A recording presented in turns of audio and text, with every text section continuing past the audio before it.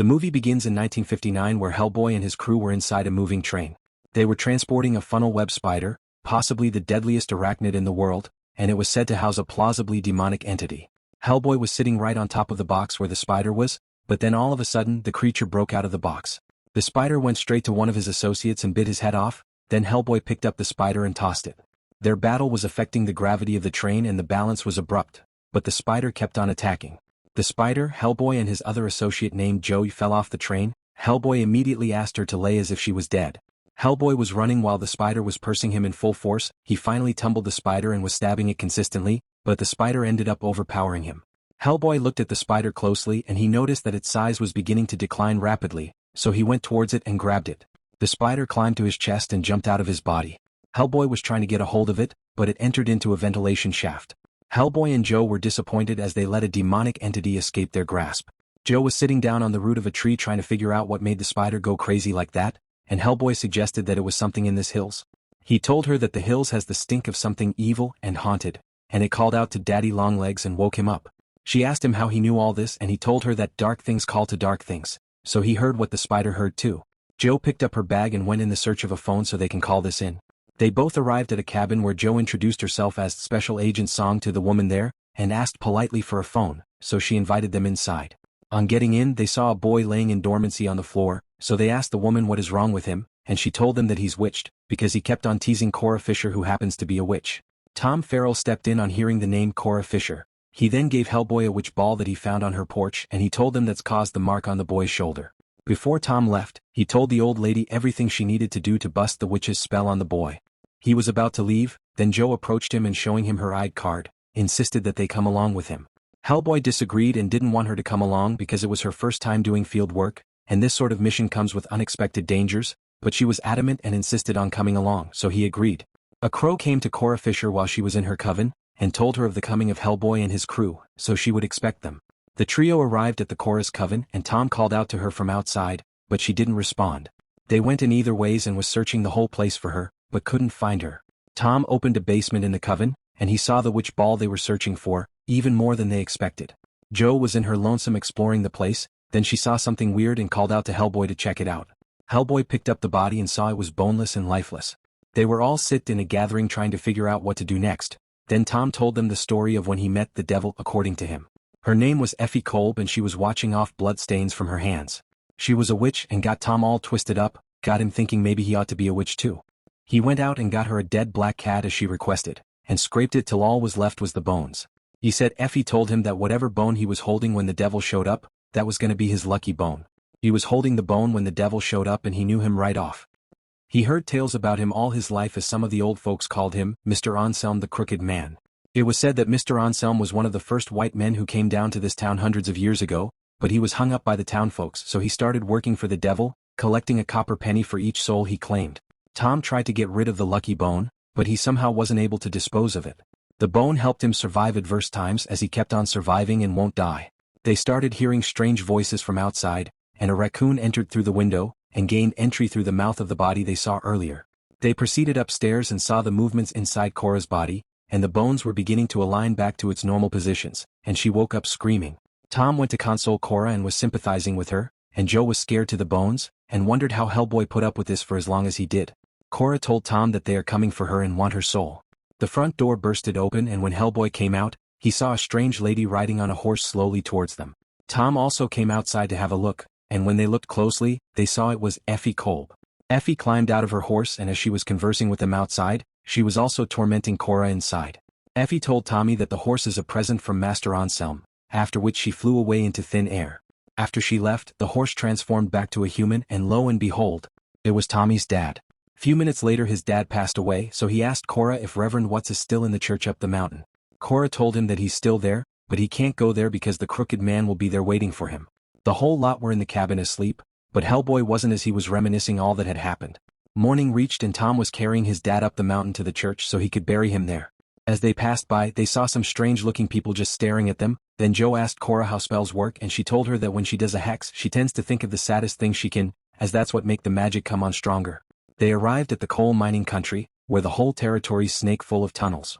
Cora was whimpering as she felt something beneath her and Hellboy felt it too. When they all looked back they couldn't find her as she was out of sight, but Hellboy saw a trail in the woods and went after it. Hellboy finally saw Cora suspended in the air, and a snake was coming out from her gown surrounding her entire body, and finally entered into her mouth. The cycle was continuing endlessly as the snakes were unending, then it eventually bit her aggressively on the neck. Hellboy couldn't stand the sight any longer, so he proceeded to help her, but the snake also bit him and was tossing him around. Hellboy finally got a hold of the snake and wanted to kill it, but Cora woke up and attacked him also. Hellboy overpowered her and threw her on the ground, and when he got a hold of the snake he squashed his neck. After he killed the snake he started feeling uneasy and fell down. He woke back up at an unknown location and felt he was dead. He then saw a church and Cora walking towards it, so he followed her. They arrived at a place full of void. Hellboy then saw his mom floating in the air. Hellboy was astonished as he hasn't seen her face before. Cora then told him that she's here due to all the numerous sins she has committed over time, things unnameable. All of a sudden the devil arrived in the form of a very mighty bird and stood behind Sarah. Sarah immediately started begging him to have mercy on her so she could go up to God, but he denied her request, insisting he's not done with her yet. He told her that she sang out to the deep of night and the night things answered, now she must give the world a gift, which is a beautiful malignant son. Hellboy woke back up almost immediately feeling stunned, and Joe asked him what the problem was, but he insisted it was nothing. Tommy, after using the lucky bone, saw Cora buried in a pack of dry leaves, so out of anxiety he was trying to get her out, but she disappeared in entirety. The remaining trio continued their journey to the church, and shortly after they arrived on consecrated grounds. Tommy carried his father inside the church and called out to the Reverend. Reverend Watts was looking like he was under some kind of compulsion. Then he told them that a girl arrived here shortly before they came and informed him of their imminent arrival. Then he pointed towards her direction, but no one was there, after which they ascertained that it was Cora Fisher's ghost. Joe looked out through the window and saw a strange lady in a white gown, but she ignored it, not knowing that she wasn't alone and more were gathering. The crew told the Reverend of their true intentions, which is to go to the house of the Crooked Man. The Reverend then advised them to go when the sun's up, as his power is strongest when it's dark, and insisted they stay over for the night. After he finished talking, the sun mysteriously went down and they were covered in darkness. The people Joe saw earlier started laughing hysterically. Hellboy was trying to set up a light bulb, but it just kept going off, while the Reverend and Joe each were praying simultaneously. Hellboy got prepared for the battle ahead by setting up his excessively high-caliber ammo.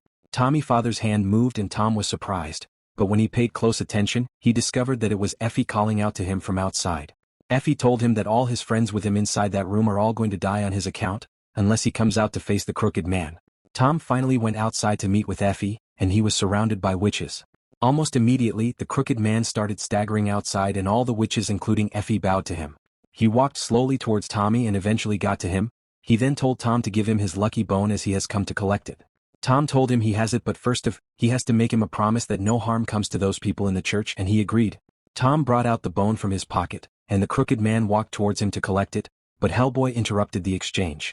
He told the Reverend to take Tom inside while he had it out with the Crooked Man. The Crooked Man tried to deceive him, telling him that his mother Sarah suffers so much pain of which he saw, but he could make it all go away, only if he twists the head of Tom Farrell and bring it to him. Hellboy brought out his gun and shot at the man, but he scattered into the air and took form of flies, after which he took the sharp objects on the ground and was magically shooting it at him continuously. Joe carried Hellboy back into the church and he started plucking out the irons one after another. Mr. Anselm then went on to manipulate the Reverend. He made the Reverend look 20 years younger and also fixed his blind eyes, but in return he has to bring the lucky bone to him. The Reverend still denied his offer, so Anselm proceeded to raise up the sinners that were buried inside the church's compound. Everywhere went silent all of a sudden and the front door bursted open. All the coffins in and outside the church started opening, and the people who came out of it ran inside the church to attack Hellboy and his crew, but Hellboy just kept on shooting them one after another. Mr. Anselm eventually raised Tom's father also and he attacked Tom. Hellboy wanted to help Tommy, but he had problems of his own as he was surrounded. He kept Joe at close call and was shooting at them, but they were too many.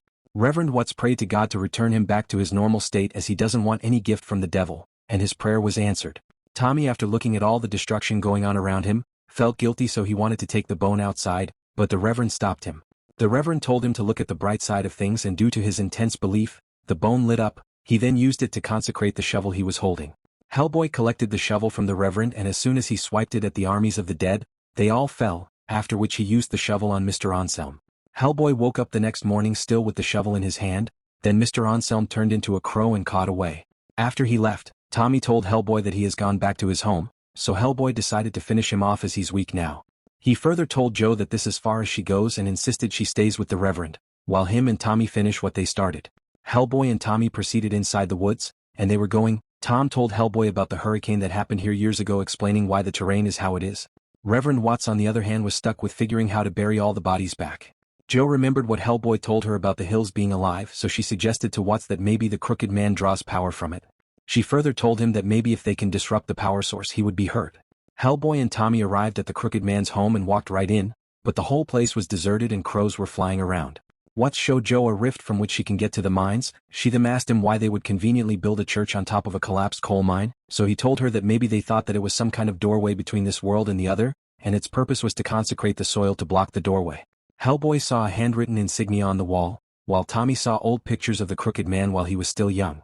All of a sudden they started hearing baby cries from another room and Hellboy proceeded to check it out. He burst open the door and discovered that there was no baby inside, but the cries continued nevertheless. He traced the cry to the dining and when they opened the food cover, it was filled up with maggots. Hellboy on looking back found out that the person with him wasn't Tom, and Tom was still in the first room. Jo and Watts started the expedition as they climbed down the bunker heading to the coal mine. They walked slowly into the darkness. Watts felt something was coming as his shovel started glowing, then a colony of bats besieged them. The bats ended up surrounding the priest and was feeding on him and even took his cross away, while Jo ran for her dear life. As this was happening, Hellboy was having his own share of the disaster. Hellboy ran into a room and the door disappeared behind them. He saw his mother burning in flames. Tommy was alone in his room, but then Effie grabbed him from behind. Effie was all over him and was threatening to kill him. He then brought out his lucky bone, and with that he was able to overpower her. He was pushing the bone to her neck as hard as he could and was gaining traction. However, she got away by going further from him, but Tom pressed the bone harder and she flew off the window of the room. Hellboy saw his mother floating helplessly in thin air. He reached out to Sarah although he was angry at her because she abandoned him. He insisted on taking her away because he wants to end her miseries, but she told him she can't be saved. Shortly after, Sarah transforms into Cora Fisher and she flew up lit on fire. Jo arrived in an unknown location, and when she looked up, it was the spider demon they couldn't get a hold of previously. She was scared to her guts, but then she started seeing memories of her past, after which she began saying a spell. She continued saying the spells, and the memories were kicking deeper which got her emotional. The circle continued for quite a while, after which she screamed loudly, and the demon fell down dead.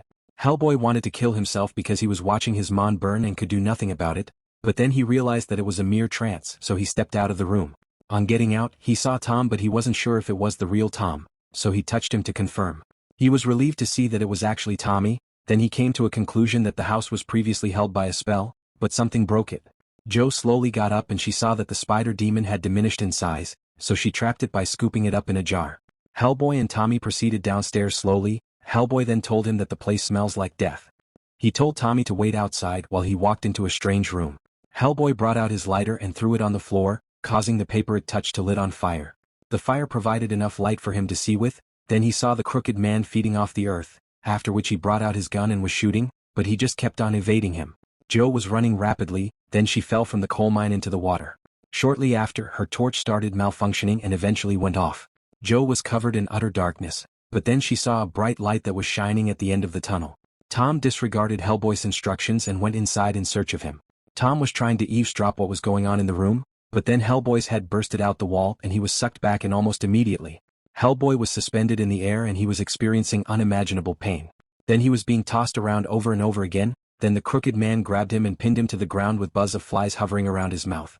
Tom distracted him from the back and threw a witch ball into his mouth, after which he started choking uncontrollably. Hellboy grabbed the man and threw him down the stairs and he lost all his copper pennies. The crooked man struggled to get to his feet but couldn't. Then Hellboy brought out his gun and blew his head off. Afterwards the ground was filled with coins, representing souls he has gained for the devil. Tommy and Hellboy left the house. Hellboy then told Tom that his lucky bone was just a cat bone, and he thinks the power comes from him. They saw Effie Kolb hiding behind a tree looking very old. Tommy then brought out a horse saddle to use on her, as she did on his dad. The duo went back to the church. Hellboy then rushed inside and was looking for Jo, after which he found her passed out on a plank, but she eventually got up and he was immensely relieved, and that was how the movie ended. Thanks for watching. Please like, subscribe and let me know your thoughts in the comments section. Thank you.